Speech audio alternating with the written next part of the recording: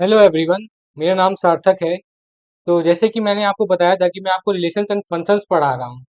तो इसमें हम लोगों के दो लेक्चर ऑलरेडी आ चुके हैं। जिन लोगों ने नहीं देखा वो एक बार पुराने दो लेक्चर देख सकते हैं, फिर ये वाला आप लेक्चर वापस आके देखिएगा। तो ये लेक्चर नंबर 3 है। तो इस लेक्चर में हम लोग रिलेशंस के कई सारे क्वेश्चंस करने वाले हैं। बेसिकली ये लाया हूँ इसमें, मतलब कि अभी हम लोग टाइप्स ऑफ रिलेशंस पे चल रहे थे, मतलब कि 11 के टॉपिक्स कुछ रिवाइज किए थे, टाइप्स ऑफ रिलेशंस पे चल रहे हैं। अब इसमें हम लोग क्वेश्चंस करने वाले हैं कई सारे। तो हम लोगों का क्वेश्चन नंबर ये आ रहा है। Question question number 17। इसमें ये बोल रहा है कि check whether the relation R in R defined by R equal to a comma b a less than equal to B cube is reflexive symmetric और ट्रांजिटिव। जैसे इसमें रिलेशन दिया है, मतलब ये जो सेट है, सेट में सेट रियल नंबर्स का है, और इसमें जो रिलेशन दिया है A less than equal to B cube होना चाहिए। तो हमको यही प्रूव करना है कि क्या है।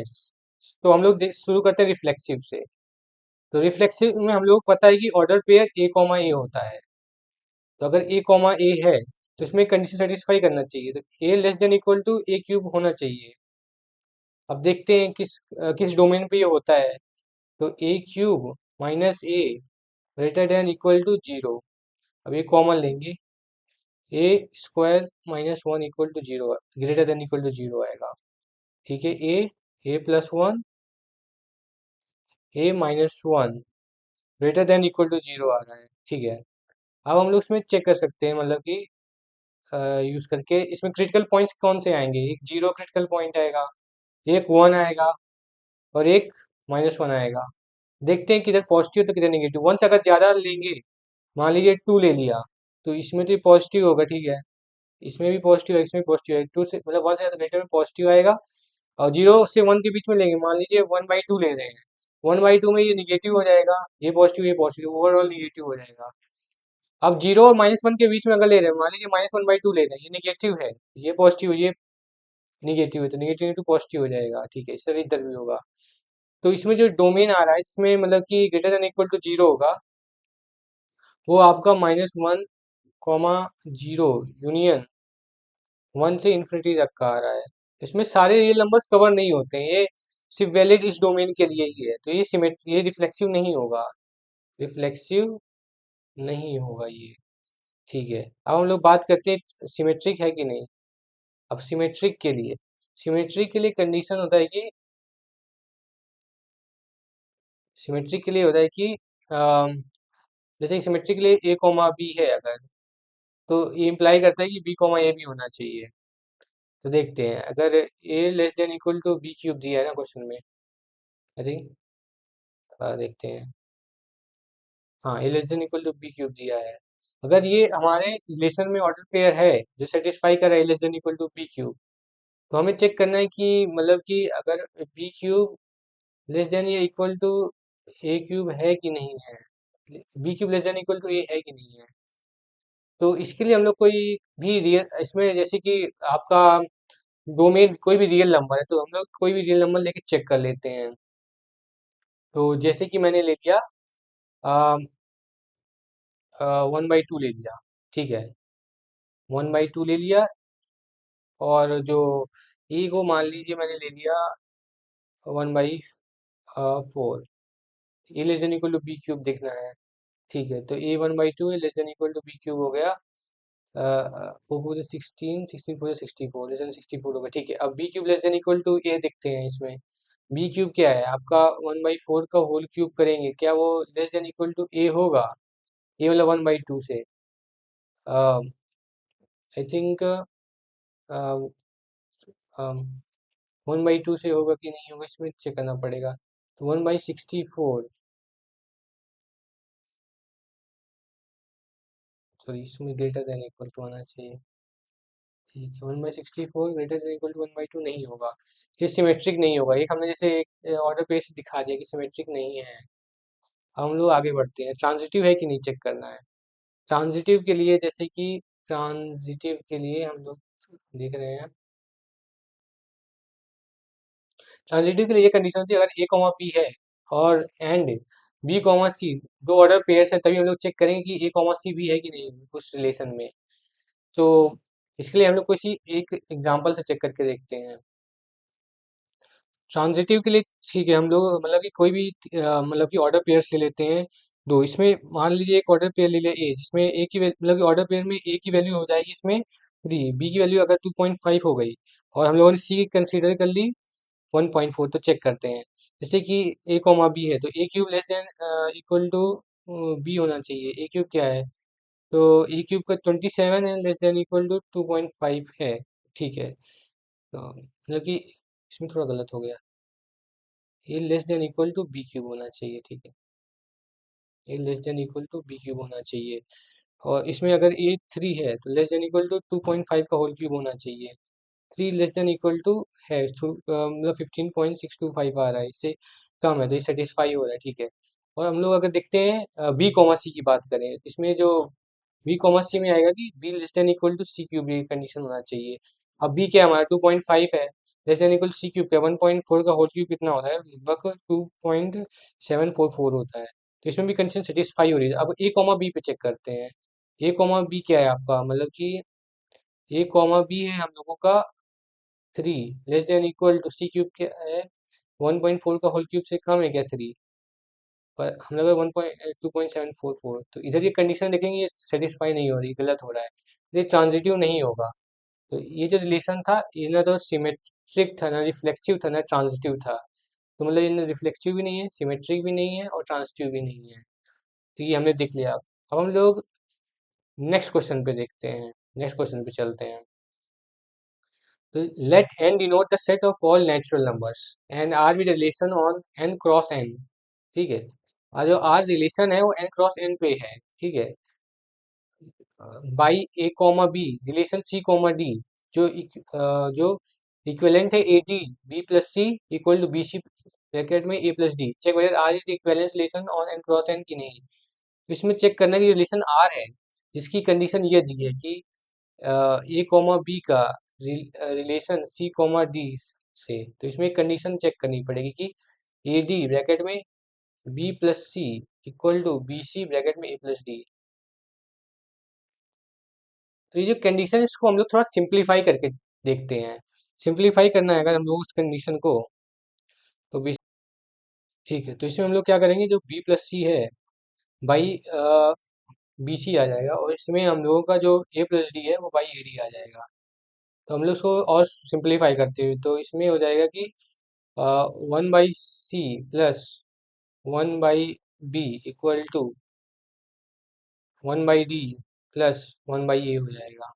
ठीक है, अब हम लोग इसको ले चलते हैं, इसमें क्या हो जाएगा कि 1/एक इधर ही रहेगा, इसमें 1 - 1/c आ जाएगा, 1 - 1/b कर देते हैं। तो इसमें क्या बन जाएगा फिर लास्ट में, इसमें बन जाएगा कि एक फाइनल कंडीशन आएगा कि 1/a - 1/b equal to 1/c - 1/d। तो अब जब भी कोई होगा उसमें हम लोगों को बस यही कंडीशन चेक करना होगा, सेटिस्फाई हो रहा है कि नहीं हो रहा है। तो हम लोग अब रिफ्लेक्सिव शुरू करते हैं।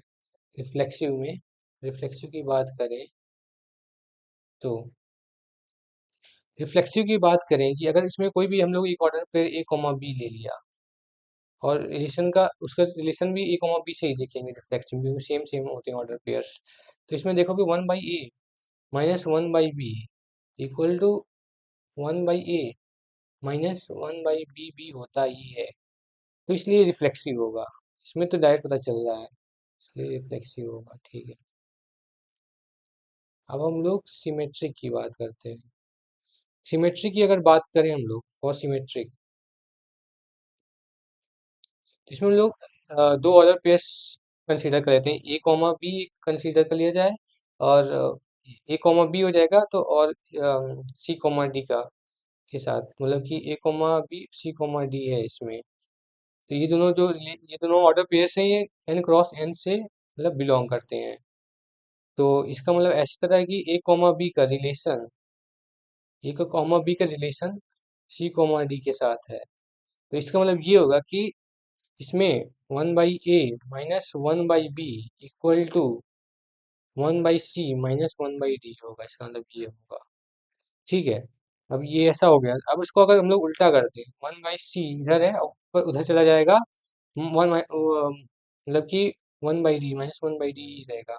ठीक है, और 1/a - 1/b। ठीक है, ये ऐसे है। अब इससे क्या पता चलता है, इससे पता चलता है कि सी कॉमा डी का रिलेशन ए कॉमा बी के साथ है। ए कॉमा बी के साथ अगर रिलेशन सी कॉमा डी का, इससे हम लोग पता चल जाएगा कि से ये पता चल जाएगा कि ये रिफ्लेक्सिव है, क्योंकि ए कॉमा बी का हम लोग इनिशियल रिलेशन लिया था ए कॉमा बी का रिलेशन सी कॉमा डी के साथ, हमने एंड में प्रूव कर दिया सी कॉमा डी का रिलेशन ए कॉमा बी के साथ, इसलिए रिफ्लेक्सिव है ये। अब हम लोग नेक्स्ट स्लाइड में चलते हैं। अब चेक करना है कि ट्रांजिटिव है कि नहीं। For transitive, for transitive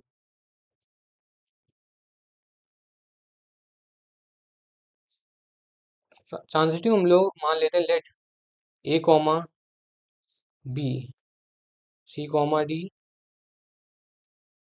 C comma d and e comma f belongs to N cross N से सच दैट कि मतलब कि ए कॉमा बी का रिलेशन सी कॉमा डी के साथ है and and c comma d का रिलेशन ई कॉमा एफ के साथ है। ठीक है, तो इससे देखते हैं फिर क्या पता चलता है। देन ए कॉमा बी का रिलेशन सी कॉमा डी के साथ है, तो इससे पता चलेगा कि 1/a minus 1/a - 1/b equal to 1/c -1/d होगा। ठीक है, अब ये सी कॉमा डी का जो रिलेशन है, सी कॉमा डी का रिलेशन जो ई कॉमा एफ के साथ है, इसमें पता चलेगा कि 1/c -1/d equal to 1/e होगा -1/f होगा। ठीक है, अब इन दोनों को अगर देखें, इसमें 1/c -1/d दोनों में इक्वल है, तो इससे क्या पता चल जाएगा, इससे पता चल जाएगा कि 1/a -1/b इक्वल टू आएगा 1/e -1/f। तो इससे क्या पता चल रहा है, इससे पता चल रहा है कि ए कॉमा बी का रिलेशन ई कॉमा एफ के साथ है। अगर ये प्रूव होगा तो इसका मतलब ये कि ट्रांजिटिव है ये रिलेशन। ठीक है, अब ये क्वेश्चन देख लिया हम लोगों ने, तो इसमें मतलब कि तीनों चीजें रिफ्लेक्सिव भी है, रिफ्लेक्सिव भी है, सिमेट्रिक भी है और ट्रांजिटिव भी है। तो क्या है, ये इक्विवेलेंस रिलेशन हो जाएगा फिर। ठीक है, अब हम लोग नेक्स्ट क्वेश्चन पे देखते हैं। जो नेक्स्ट क्वेश्चन है, इसमें हम लोग को देखना है जिस रिलेशन ये दिया है आर इक्वल टू 1,2 2,3, तो इसमें हम लोग देखना है what will the minimum number of order pairs to be added to make it an equivalence relation. इस रिलेशन को हमको इक्विवेलेंस रिलेशन बनाना है, मतलब उसको रिफ्लेक्सिव भी बनाना पड़ेगा, सिमेट्रिक भी बनाना पड़ेगा और ट्रांजिटिव भी बनाना पड़ेगा। तो इसमें कितने ऑर्डर पेयर्स जोड़ने पड़ेंगे ये चीज़ों को मतलब minimum number of order pairs कि ये इक्विवेलेंस रिलेशन बन जाए। सबसे पहले अगर इसको रिफ्लेक्सिव बनाना है, सबसे पहले इसमें देखते हैं इसमें कौन कौन से एलिमेंट्स हैं इस सेट में, मतलब कि इस रिलेशन में। तो इससे हम लोग पता चलता है कि इसमें 3 डिफरेंट एलिमेंट्स हैं। एक तो इसमें 1 हो गया, एक 2 हो गया, एक 3 हो गया। तो अब रिफ्लेक्सिव अगर हमें बनाना है, तो रिफ्लेक्सिव बनाने के लिए हमें इसमें 1,1 तो होना ही चाहिए, 1,1 तो होना ही चाहिए, फिर 2,2 भी होना चाहिए, और फिर 3,3 मिनिमम होना ही चाहिए इसको रिफ्लेक्सिव बनाने के लिए। तो ये नए 3 ऑर्डर पेयर्स मिल रहे हैं। अब ट्रांजिटिव के लिए देख लेते हैं। ट्रांजिटिव बनाने के लिए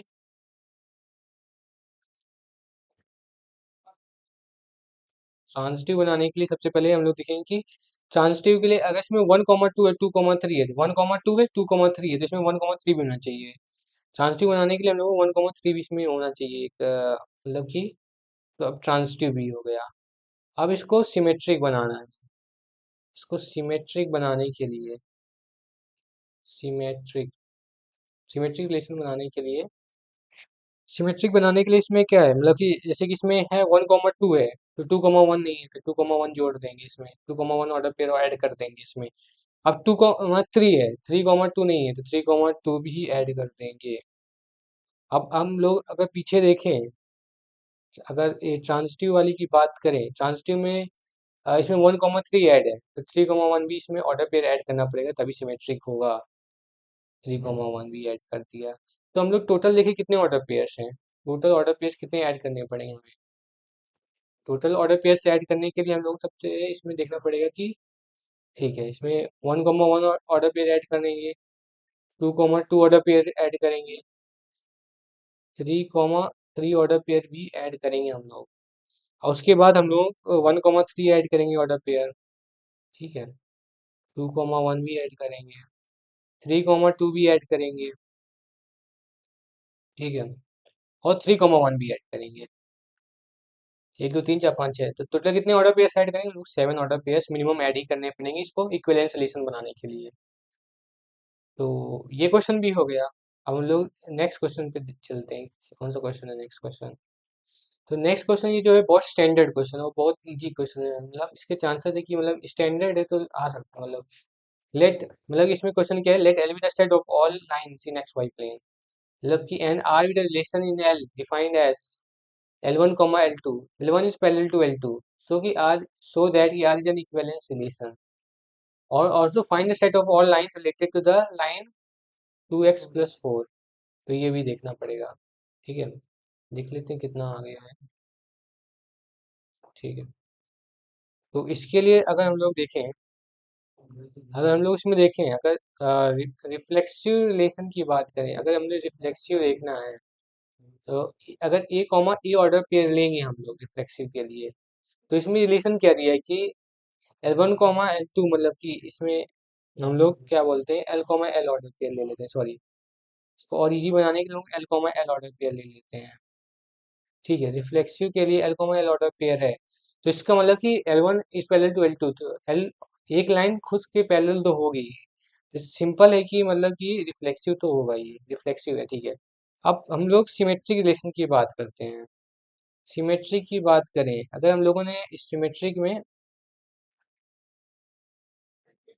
हम लोगों ने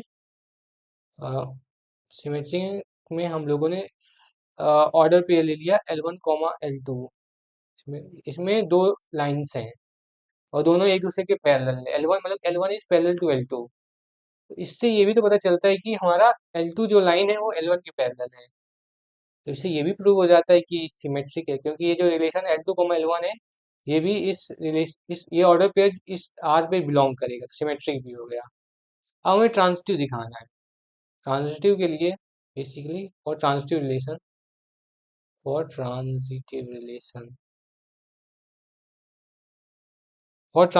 मतलब कि अगर L1, L2 लाइन है, 1, L2 लाइन मतलब इस रिलेशन L पे, ये ऑर्डर पे रिलेशन R में है, एंड साथ में ही L2, L3 ऑर्डर पेयर भी इस रिलेशन में है, तो हमें क्या प्रूव करना है, हमें प्रूव करना है कि L1, L3 भी इस रिलेशन में है, ये हमें प्रूव करना है।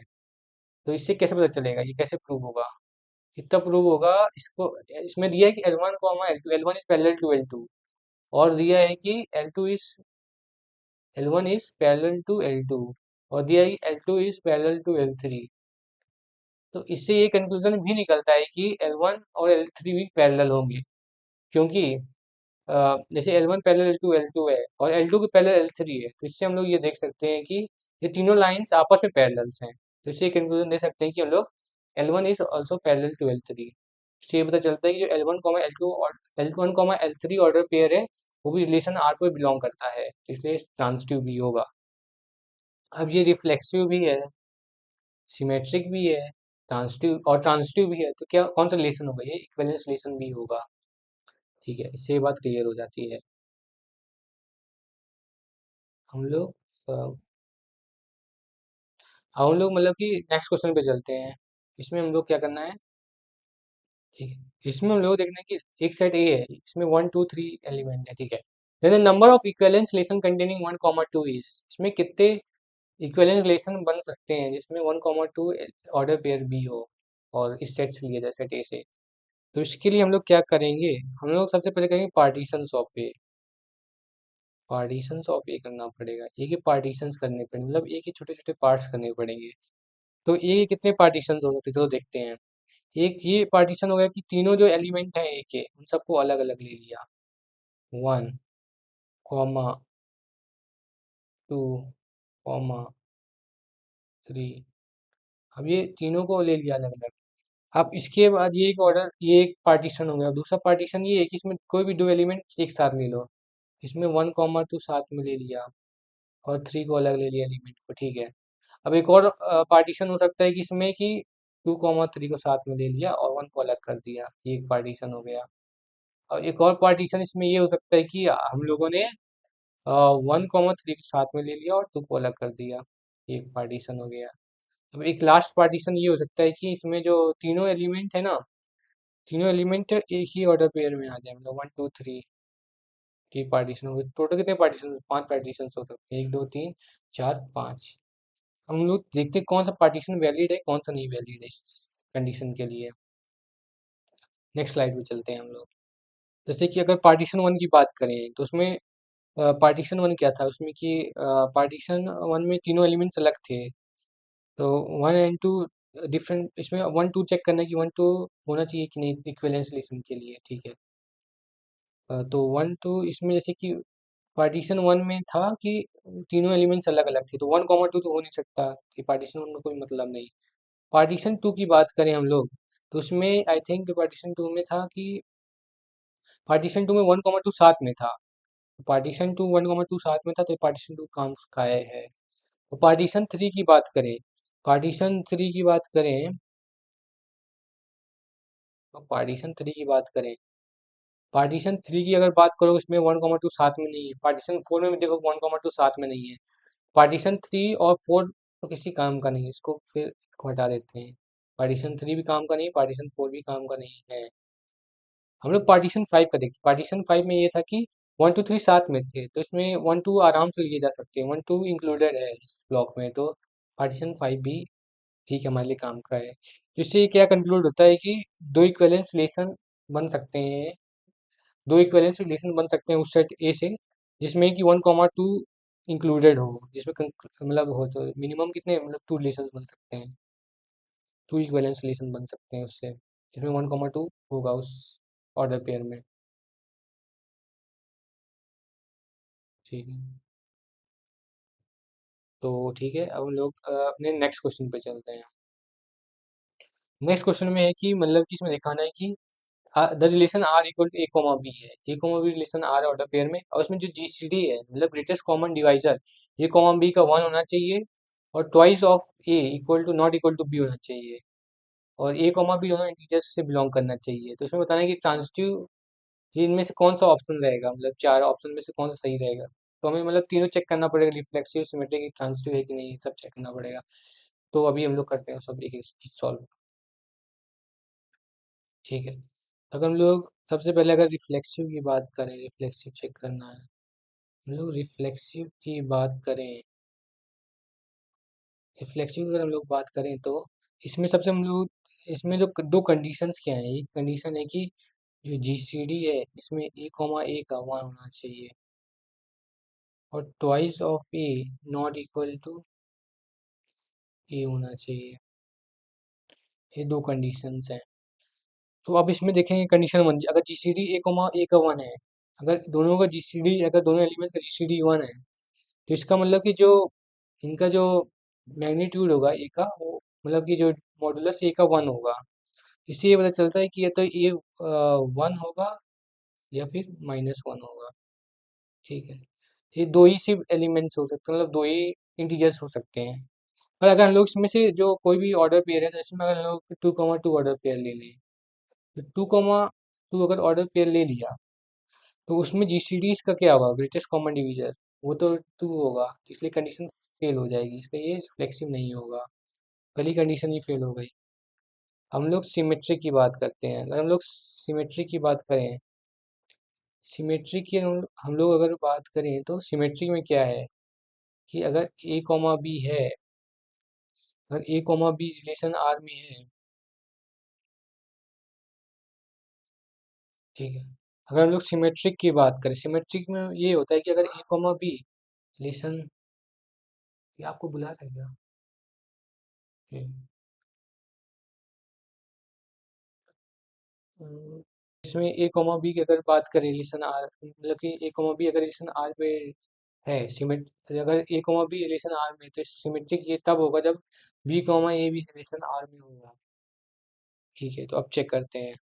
इसमें सब फर्स्ट कंडीशन क्या है कि दोनों का जी मतलब कि अगर जीसीडी ए कॉमा बी का 1 है, ये दिया है, और दूसरा कंडीशन ये है कि twice of a not equal to b है। तो ये सब चेक करना पड़ेगा। तो कंडीशन 1 की अगर हम लोग बात करें फर्स्ट कंडीशन की, तो इसमें GCD of a comma b 1 दिया है, मतलब कि GCD of a comma b 1 दिया है। ठीक है, और हम लोग अगर जीसीडी एक दो दो नंबर्स हैं, ए कॉमा बी का जीसीडी 1 है, ग्रेटेस्ट कॉमन डिवीजन।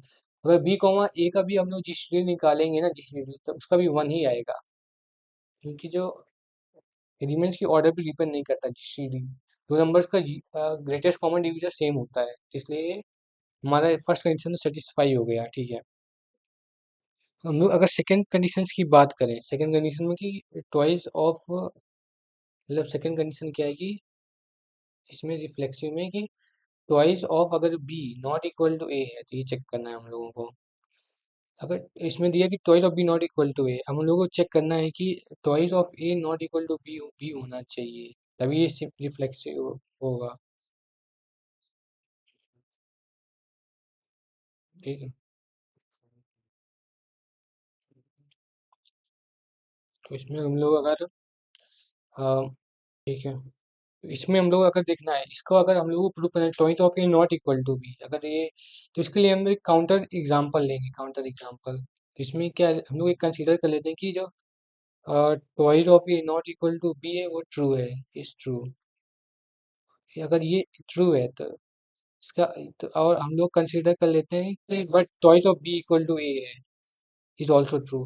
अगर twice of b equal to ए है, अगर इसको सब्स्टिट्यूट कर दें twice of a not equal to b में, तो इससे ये पता चलेगा कि twice of into twice of b not equal to not equal to b आएगा इससे। ठीक है, तो इससे ये आ गया, तो मतलब इसमें से जो 4b not equal to B आना चाहिए, इसमें 3b नॉट इक्वल टू 0 आ रहा है मतलब। ठीक है, ये इम्प्लाई करता है कि b should not be equal to 0, तो बी 0 नहीं होना चाहिए, पर ऐसा नहीं हो सकता क्योंकि सारे, मतलब इसमें हम लोगों ने क्या लिया है, आई थिंक सारे इंटीजर्स हैं, आई थिंक। हाँ, सारे नंबर्स इंटीजर्स हैं, तो मतलब कि जीरो भी इंटीजर में आता है, होल्ड करेक्ट नहीं करता मतलब। अब इसमें थोड़ा सा इसको हम लोग और इलेबोरेट करते हैं।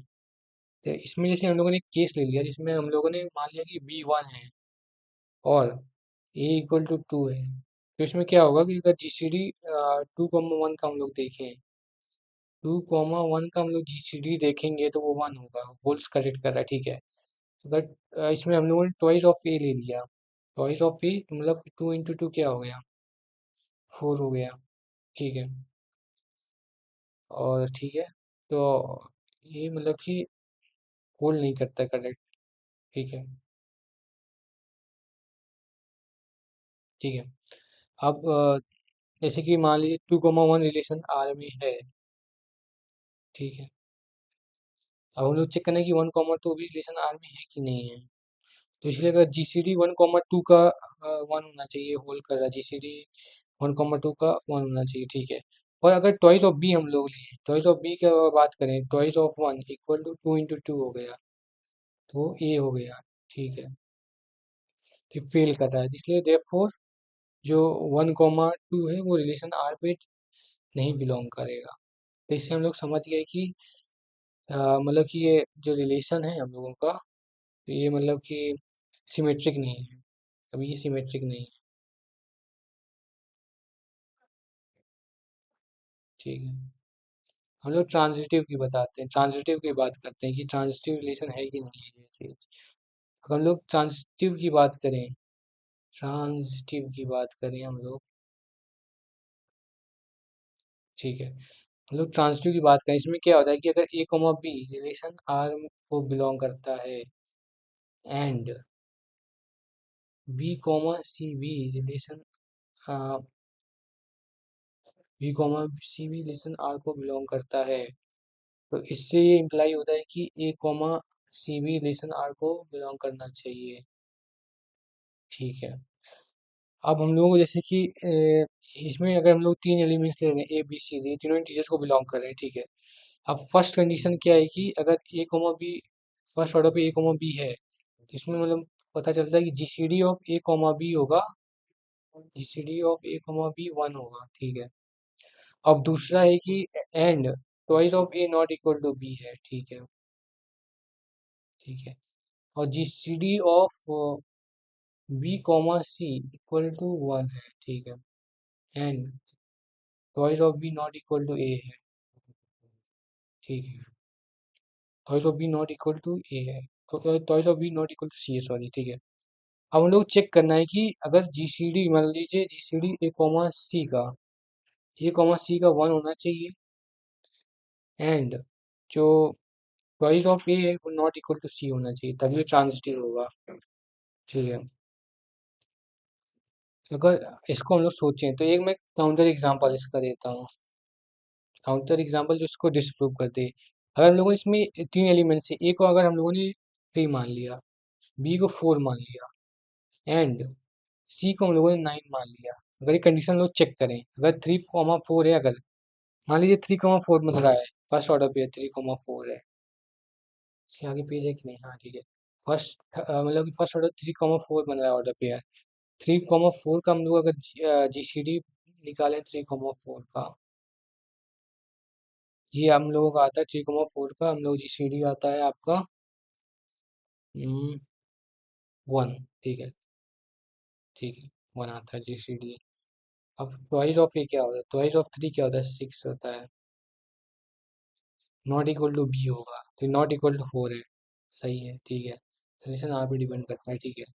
अब अगर 4, 9 की हम लोग बात करें, 4, 9 में क्या है कि जो हम लोगों का जो जीसीडी है 4 और 9 का, 4, 9 का भी इसमें एक आ रहा है, ठीक है। अब ट्वाइस ऑफ ए की बात करें, ट्वाइस ऑफ 4, 2, 4 जो 8 होता है, नॉट इक्वल टू 9, ठीक है। तो ये मतलब दोनों चीज़ें सही है, ठीक है। अब हम लोग चेक करना है कि जो 3, 9 है, 3, 9 की जगह हम लोग बात करें, 3, 9 की हम लोग बात करें, अगर हम लोग 3, 9 की बात करें, तो इसका में क्या है कि जीसीडी अगर 3, 9 का हम लोग निकालोगे, आप लोग 3, 9 की अगर जीसीडी निकालेंगे हम लोग, तो इसमें 3 आ रहा है, 3 आ रहा है, ठीक है, 3 आ रहा है जीसीडी, 3, 9 का जीसीडी 3 आ रहा है, ठीक है। अब इसका जीसीडी 3, 9 का 3 आ रहा है, और क्योंकि ये 1 के इक्वल नहीं है, 3, 9 के जीसीडी एक कंडीशन फेल कर रही है, इसलिए ये ट्रांजिटिव नहीं है। एक काउंटर एग्जांपल दे दिया, तो जो रिलेशन है नॉट ट्रांजिटिव है, ठीक, नॉट ट्रांजिटिव, ठीक है। तो ये रिलेशन ट्रांजिटिव नहीं है, ठीक है, जीसीडी, ठीक है। तो ये रिलेशन ट्रांजिटिव नहीं है। तो अगर ये जो रिलेशन हमने देखा था कि ये क्या था, ये रिलेशन मान लीजिए ये क्या था, आई थिंक वेट, ट्रांजिटिव नहीं है, सिमेट्रिक भी नहीं है, और आई थिंक रिफ्लेक्सिव भी नहीं था, आई थिंक,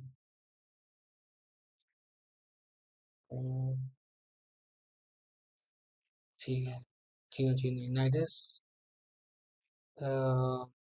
इसमें अगर देखेंगे तो ऑप्शन डी सही होगा, नाइडर सिमेट्रिक नॉट ट्रांजिटिव, ठीक है। हम लोग अगर अब नेक्स्ट क्वेश्चन पे चलते हैं, तो यार नेक्स्ट क्वेश्चन में बात करें, इस क्वेश्चन में क्या दिया, नेक्स्ट क्वेश्चन में दिया, let R be a relation defined on natural numbers s, की आर का relation a R b is 2a + 3b is a multiple of 5, a comma b दोनों नेचुरल नंबर्स पे, दोनों नेचुरल नंबर्स, और इसमें बताना कौन सा ऑप्शन सही है, रुक जाइए। तो इसमें हम लोग जैसे रिफ्लेक्सिव है, तो रिफ्लेक्सिव हम लोगों को बताना पड़ेगा कि जैसे कि इसमें twice of a plus 3b है, तो रिफ्लेक्सिव के लिए तो क्या हो रहा है, रिफ्लेक्सिव के लिए twice of a plus 3b equal to कितना हो जाएगा, मतलब कि twice of a plus 3b है, तो इसमें जो क्या है बी, इसको बी को क्या ए कॉमा ए होता है, तो बी हो जाएगा, ट्वाइस ऑफ ए प्लस 3 5 के बराबर हो जाएगा, ठीक है, रिफ्लेक्सिव में। अब 5 पे क्या क्लियरली मतलब डिविजिबल बाई 5 है, तो इसलिए रिफ्लेक्सिव होगा ये रिलेशन, मतलब दिस रिलेशन इज रिफ्लेक्सिव, ठीक है, तो ये क्या होगा, रिफ्लेक्सिव होगा हम लोग का, रिफ्लेक्सिव है।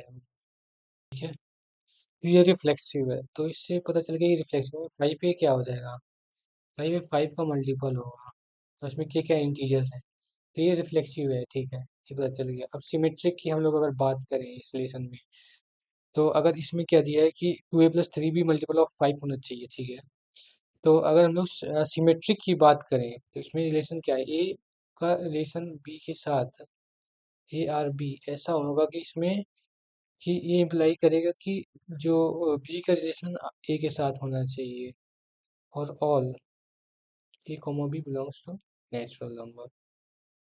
ठीक है, तो इसका मतलब ये है कि twice of a plus thrice of b equal to, मतलब कि twice of a plus thrice of b, मतलब कि जो होगा वो 5 का मल्टीपल होगा। ये तो दिया ही है, twice of a plus thrice of b. अब हमें वो दिखाना है कि बी का रिलेशन ए के साथ, मतलब कि इसमें ये पता चलेगा कि जो ट्वाइस ऑफ बी है प्लस थ्राइस ऑफ ए है, ये भी 5 का मल्टीपल होना चाहिए, मल्टीपल ऑफ 5, ये चेक करना है हम लोगों को। तो उसके लिए हम लोग क्या करेंगे कि हम लोग जो ऊपर का जो है ट्वाइस ऑफ बी प्लस 3 ए है, तो इसको हम लोग ऐसा लिख सकते हैं ना कि ये है कि ट्वाइस ऑफ ए, जो ऊपर वाला ये है इसको हम लोग ऐसे लिख सकते हैं कि twice of a plus 3 b minus a minus b, sorry, हाँ प्लस ए माइनस बी, तो इसके इक्विवेलेंट आ गया। ठीक है, तो इस फॉर्म में आ गया। अब ये तो मल्टीपल ऑफ 5 है ही है, अब हम लोग ए माइनस बी का देखना है। ठीक है, तो हम नेक्स्ट स्लाइड में चलते हैं। नेक्स्ट स्लाइड की बात करें तो इसमें टॉइज ऑफ, जैसे कि मान लीजिए मैंने बताया था कि अब इसी चीज़ को हम लोग अगर दोनों को ऐड करते, twice of a plus thrice of b plus thrice of a हो जाएगा प्लस टॉइज ऑफ बी, हम लोग इसको ऐड करें, इनमें क्या आता है, इसमें आता है कि 5a प्लस 5b आता है, 5a प्लस 5b आ रहा है इसमें, तो इसको हम लोग ले सकते हैं, कॉमन हो जाएगा 5 ऑफ a प्लस बी। ठीक है, तो 5 ऑफ a प्लस बी को हम लोग क्या कोई इंटीजर m के बराबर मान लेते हैं, तो इससे हम लोगों का ये प्रूव हो गया कि ये जो है मल्टीपल ऑफ 5, इनका सम मल्टीपल ऑफ 5 है। अब अगर इनका सम मल्टीपल ऑफ 5 वो हो गया 5k ऊपर वाला प्लस 3a+2b हो गया, 3a plus, sorry sorry sorry sorry,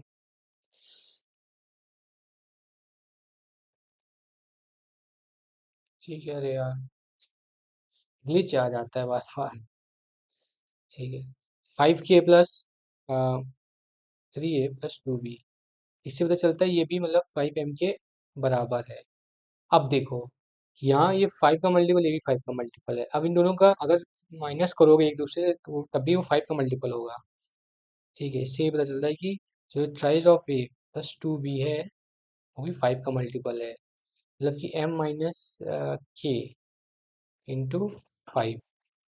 तो इससे ये पता चल गया कि ये 5 का मल्टीपल है, तो इसलिए इससे प्रूव होगा कि सिमेट्रिक रिलेशन है, फोर सिमेट्रिक रिलेशन। ठीक है, अब हम लोग को ट्रांजिटिव बचा, ट्रांजिटिव रिलेशन दिखाना है। ट्रांजिटिविटी के लिए हम लोग यूज करेंगे कि ए का रिलेशन बी के साथ हम लोगों को दिया होगा, ऑर्डर पेयर में ए का रिलेशन बी के साथ है, एंड जो बी का रिलेशन है वो सी के साथ है। ठीक है, तो for all a comma b comma c belongs natural number, तो हमें क्या दिखाना है, हमें ये दिखाना है कि जो ए का रिलेशन सी के साथ है वो भी इस ऑर्डर पेयर में आ रहा है।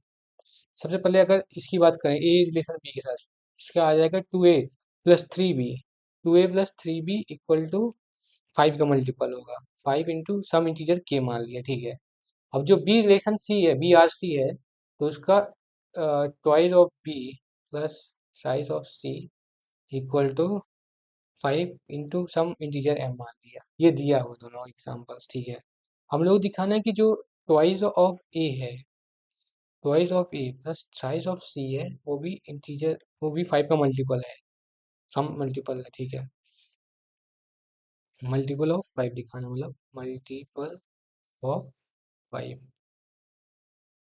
ठीक है,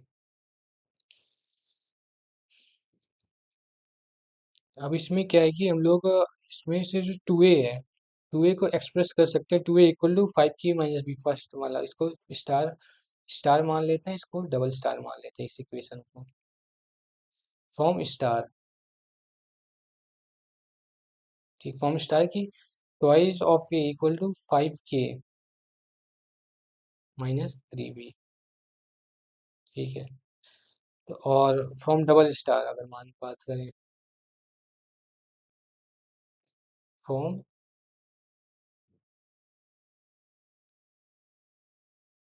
double star we can express की जो 3c है, 3c equal to 5m minus 2b होगा, 5m माइनस 2b होगा, ठीक है। Now we substitute this into targets 2a plus 3c, जो 2a प्लस 3c है इसमें इसको सब्स्टिट्यूट कर देंगे इन दोनों चीज़ों को। इससे क्या आएगा कि 5k माइनस 3b हो जाएगा, 5k माइनस 3b और plus 5m minus 2b, 5m minus 2b हो जाएगा, ठीक है। ये दोनों चीज़ें हो गई। अब इनको हम लोग सॉल्व करेंगे तो इससे क्या हो जाएगा कि 5 ब्रैकेट में k प्लस एम आ जाएगा, ठीक है। 5 ब्रैकेट में k प्लस एम आ जाएगा और माइनस 3b और माइनस 2b माइनस 5 हो जाएगा, ठीक है। सॉरी, ठीक है, इसमें माइनस 5 भी हो जाएगा तो 5 कॉमन ले लेंगे तो माइनस b आ जाएगा, ठीक है, आंसर में, ठीक है, ये हो गया। तो इससे ये देखिए ये भी 5 का मल्टीपल है, तो इससे मतलब कि अगर देखिए 5 का मल्टीपल है तो इससे हम लोगों को मतलब कि पता चल गया कि अब इसमें 5 का मल्टीपल तो दिख रहा है पर इसमें b की वैल्यू भी डालनी पड़ेगी।